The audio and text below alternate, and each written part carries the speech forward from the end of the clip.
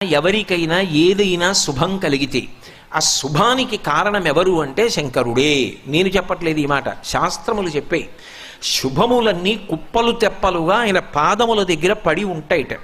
ఆయన అనుగ్రహించాడు అనుకోండి, ఓసారి ఇలా అంటాడు అంటే అది ఎగిరి వెళ్ళి ఇంటికి తోరణంగా పట్టుకుంటాడు. అందుకే ఒక గడుసు కవి ఒక మాట అన్నాడు, నేను ఓ పువ్వు పట్టుకొచ్చి మీ పాదాల మీద వేశాను అనుకోండి, నేను వేసినది ఇది పువ్వు, మీ పాదముల మీద ఉన్నది ఇది పువ్వు.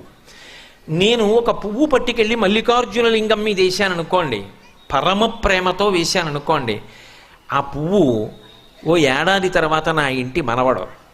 నేను ప్రేమతో వేసిన పువ్వు 2 ఏళ్ల తర్వాత నా ఇంట్లో మనవరాలు. నేను ప్రేమతో వేసిన పువ్వు నేను కట్టుకునే ఒక ఇల్లు. నేను వేసిన పువ్వు నాలో కలిగేటటువంటి భక్తి. నేను వేసిన పువ్వు ఏ వయస్సులో నాకు రావాలో ఆ వయసులో